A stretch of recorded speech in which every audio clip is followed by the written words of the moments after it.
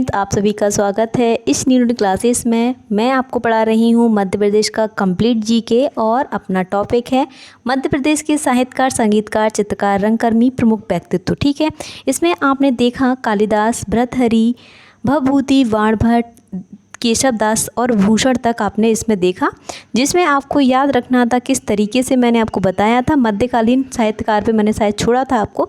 चलो एक बार फिर से रिवीजन कर लेते हैं। मध्यकालीन इतिहासकार में आपको देखना है, जिसमें आपको देखना था केशव दास के बारे में सारी रचनाएं इनकी याद रखनी है। और देखो, ये जो रचनाएं बता रही हूँ वो आपके हर एग्जाम यानी कि एमपी में जितने भी एग्जाम होते हैं ना, सब में एक रचनाएं पूछी जाती है। रचना पूछते हैं, व्यक्ति कहाँ से बिलोंग करता था, किसके दरबार में रहता था, किसको क्या संज्ञा दी गई है, ये सारे टॉपिक यानी कि ये सारे पॉइंट आपको अपनी किताब में लिखते जाना है।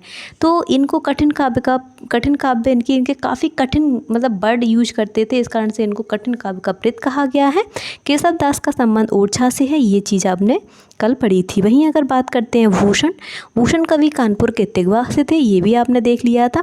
भूषण अगर बात करते हैं तो शिवा बावनी और इनकी शिवराज भूषण काफ़ी इंपॉर्टेंट रचना है। शिवा बावनी इसीलिए, बाकी तो इनके सब में भूषण लगा है, लेकिन शिवा बावनी काफ़ी इंपॉर्टेंट है। ये इनका उपनाम भी पूछा जाता है, इनका उपनाम है जटाशंकर। इनको भूषण की उपाधि चित्रकूट के राजा रुद्रदेव सोलंकी के द्वारा दी गई थी। ये क्वेश्चन आपको याद रखना है। वहीं पद्माकर जी की बात करते हैं तो पद्माकर जी बता दिया था कि इनका अलग तरीके से, लेकिन अपन को एमपी की दृष्टि से देखना है तो ये बांदा से बिलोंग करते थे। ठीक है, यानी कि ये एमपी की दृष्टि से देखना है तो आपको सागर, यूपी में बांदा से। लेकिन विश्वनाथ, जो आचार्य विश्वनाथ हुए हैं हिंदी कवि, उनके अनुसार देखा जाए तो इन्होंने बताया कि ये सागर से बिलोंग करते थे। इनकी कई सारी रचना है, जैसे प्रबोध पचासा, गंगा लहरी, ये सारी रचनाएं प्रबोध पचासा, गंगा लहरी, राम रसायन, राजनीति की वानिका, ये आपकी एमपीएसआई में पूछी गई है, राजनीति की वानिका। वहीं पद्माभरण, ये भी पूछी गई है। और इसमें से एक कविता आपको याद रखनी है, प्रबोध पचासा, गंगा लहरी, ये लहरी दोनों याद रखनी है। वहीं राजनीति की बचनिका, ये भी याद रखनी है। ठीक है, इसके बाद अगर बात करते हैं तो ये ग्वालियर के जो महाराजा दौलत राज थे, उनके दरबार में कविताएं लिखा करते थे, ऐसा आपको याद रखना है। अब पढ़ रहे हैं आधुनिक कालीन इतिहासकार। अभी अपन ने देखा रीतिकालीन, मध्यकालीन, आधुनिक कालीन। अब आधुनिक कालीन इतिहासकार ऐसे भी पूछ लेते हैं, निम्न में से कौन सा मध्यकालीन है, कौन सा आधुनिक कालीन है, तो ये भी चीज़ याद रखनी। अब आते हैं आधुनिक कालीन, यानी कि मध्य प्रदेश में माखनलाल चतुर्वेदी जी। माखनलाल चतुर्वेदी के बारे में आपने काफ़ी खूब सुना होगा। माखनलाल चतुर्वेदी पत्रकारिता विश्वविद्यालय भोपाल में स्थित है, ये सारी चीज़ें आप जानते ही होंगे। लेकिन सबसे पहले आते हैं इनके पॉइंट पर। माखनलाल चतुर्वेदी होशंगाबाद में हुआ था इनका जन्म। सिर्फ जगह का नाम याद रखना है, कब हुआ था ये नहीं पूछा जाता, तो याद रखना है इनका जन्म जो है ये बाबई होशंगाबाद में। रचनाएं मोस्ट इम्पोर्टेंट हैं अपने लिए माखनलाल चतुर्वेदी जी की। हिमकरीटनी, हिमतरंगिणी, ये याद रखना है, हिमकरीटनी, हिमतरंगिणी, माता समर्पण, युग चरण, साहित्य देवता, कृष्ण अर्जुन युद्ध, वनवासी, ये थी। इसके बाद इनकी पत्रिका देख लेना, यानी कि प्रभा प्रभात करमवीर, ये चीज़ याद रखनी है। करमवीर के बारे में बताया था कि ये पहले जबलपुर से, फिर उसके बाद खंडवा से प्रकाशित होने लगी। यह एक भारतीय आत्मा के नाम से जाने जाते, ये पॉइंट काफ़ी इम्पोर्टेंट है। एक भारतीय आत्मा के नाम से जाने जाने वाले कवि माखनलाल चतुर्वेदी, होशंगाबाद से। कौन कौन सी रचना? हिमकरीटनी, हिमतरंगिणी, माता समर्पण, युगचरण, साहित्य देवता, कृष्ण अर्जुन युद्ध, वनवासी, ये सारी चीज़ें। प्रभात करमवीर इनकी रचना है। ठीक है, अगला है आपका मुल्ला रामू जी। मुल्ला रामू जी का पूरा नाम मोहम्मद सिद्दीकी मुल्ला रामू जी था, ये याद रखना है। इनका संबंध भोपाल से है। क्या? भोपाल से। रामू जी के द्वारा क्या था, गुलाबी उर्दू के नाम से कविता लिखी गई थी, इसीलिए इनको गुलाबी उर्दू का जनक कहा जाता है। यही पूछा जाता है, गुलाबी उर्दू का जनक यानी कि किसको, तो मुल्ला रामू जी को कहा जाता है। ये पॉइंट आपको याद रखने हैं। अब अगला है आपका बालकृष्ण शर्मा नवीन। बालकृष्ण शर्मा नवीन के बारे में याद रखना है, ये शाजापुर से बिलोंग करते थे। इनकी देखो, कृष्ण जी को क्या पसंद था, गोपियाँ पसंद थी, तो इनकी ज़्यादातर रचना जो है ना गोपियों से संबंधित है, जैसे उर्मिला, कुमकुम, अपलक, रश्मि रेखा, हम बिस्पाई जन्म की, ये अलग है बस इनकी, तो याद रखना है।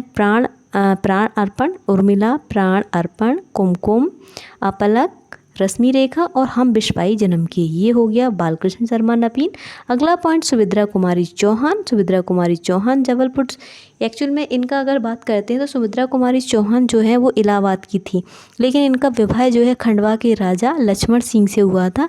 इस कारण से ये सुभद्रा कुमारी चौहान अब जब शादी हो गई तो उसके बाद भी ये लिखती रही, तो इनका जन्म यानी कि इलाहाबाद में, और इनके जो वैवाहिक जीवन बीता खंडवा के राजा लक्ष्मण सिंह के यहाँ। तो वीरों का कैसा बसंत, ये रचना मोस्ट इम्पोर्टेंट है। वहीं मुकुल है ना, त्रिधारा, बिखरे मोती, सीधे साधे चित्र, सभा के खेल और उमनादिनी, ठीक है, झांसी की रानी। ये चीज़ याद रखनी है, ये बहुत इम्पोर्टेंट है, बहुत ही ज़्यादा। आप इनको लगातार पढ़ते रहिए। हो सके तो एक दिन में आप 3 कवियों को ही पढ़िए, लेकिन याद ज़रूर करिए, ठीक है। अब इसमें अगला पॉइंट है गांधी जी के साथ। एक क्वेश्चन पूछा गया है कि गांधी जी के साथ असहयोग आंदोलन में भाग लेने वाली प्रथम महिला कौन थी, तो ये याद रखना है सुभद्रा कुमारी चौहान। झांसी की रानी नामक रचना के शेक्सपियर के रूप में भी नवाजा गया। तो इन्होंने झांसी की रानी रचना लिखी थी, इस कारण से इन्हें यानी कि किस रचना के लिए सुभद्रा कुमारी चौहान को शेक्सपियर पुरस्कार से नवाजा गया, तो ये याद रखना झांसी की रानी से। वहीं अगर बात करते हैं गांधी जी के साथ असहयोग आंदोलन में भाग लेने वाली पहली महिला, तो सुभद्रा कुमारी चौहान, ठीक है, ये चीज़ है। अगला पॉइंट है आपका नंद दुलारे वाजपेयी। तो आचार्य नंद दुलारे वाजपेयी जी का संबंध ये उत्तर प्रदेश के उन्नाव से थे, लेकिन इनके द्वारा रचनाएं जो लिखी गई हैं वो मोस्ट इम्पोर्टेंट है अपने लिए। तो 20वीं शताब्दी, आधुनिक साहित्य, राष्ट्रीय भाषा की कुछ समस्याएं, इनमें से आपको समझ में नहीं आ रहा है तो हम आपको बता देते हैं कौन सी याद करनी है। राष्ट्रीय साहित्य व अन्य निबंध, क्या राष्ट्रीय साहित्य व अन्य निबंध, ये चीज़ देखनी है। उसके बाद आधुनिक साहित्य और समीक्षा, क्या आधुनिक साहित्य और समीक्षा का सर्जन, ये चीज़ है, ठीक है। इनको आपको याद रखना है, रख सकते हो, नहीं रखना है तो नहीं, कोई बात नहीं। इसमें से लेकिन शिव मंगल सिंह सुमन है, इनसे काफ़ी चीज़ें पूछी जाती हैं। उन्नाव उत्तर प्रदेश में जन्म, ठीक है, लेकिन रचनाओं पे आते हैं। हिलोल, प्रलय सृजन, पर आँख नहीं भरी, मिट्टी की बारात, ठीक है। अब वो इसमें कटे अंगूठे की वंदना वारे, जीवन के गान, देखो हिलोल याद करना है आपको, प्रलय सृजन याद करना है, आँख नहीं भरी, मिट्टी की बारात याद करनी है, जीवन के गान याद करना है, विश्वास बढ़ता ही गया, और बिंद हिमालय और वाणी की कथा, ठीक है। ये सारी चीज़ें इसमें हम कुछ नहीं कर सकते, आपको याद करनी ही पड़ेंगी क्योंकि ये क्वेश्चन पूछे जाते हैं डायरेक्ट। गजानंद माधव मुक्तिबोध, ये श्योपुर से बिलोंग करते थे, इनकी काफ़ी इम्पोर्टेंट, बहुत ज़्यादा। चांद का मुँह टेढ़ा, ठीक है, तार शतक, 10 सतह से उठता आदमी, बहुत ऐसे याद करना है। देखो गजानंद मतलब हाथी को बोलते हैं गज, तो कैसे, चांद का मुंह टेढ़ा यानी कि हाथी का मुंह हमेशा टेढ़ा रहता है, तो गजानंद चांद का मुंह टेढ़ा। तार शतक, सतह से उठा मतलब हाथी जो है नीचे से उठेगा ऊपर की ओर, तो ये सतह से उठता आदमी। काठ का सपना यानी कि काठ का सपना। ब्रह्म राक्षस, ये याद रखना है, ब्रह्म राक्षस बहुत इंपॉर्टेंट है। अंधेरे में कामायनी एक पुनर्विचार, ठीक है। तो ये हुआ आपका गजानंद माधव मुक्तिबोध, ठीक है। हमें लगता है आज के लिए आपके लिए इतना ही है। आपको कल फिर बताएंगे, ये गजानंद माधव मुक्तिबोध पर हम आपको छोड़ रहे हैं, कल फिर मिलते हैं। रचनाओं को याद करते रहिए, हमारी शुभकामनाएं आपके साथ हैं। आपका पेपर काफ़ी नज़दीक आने वाला है, बस इसी तरीके से पढ़ते रहिए। वीडियो को लाइक शेयर सब्सक्राइब करना ना भूलें।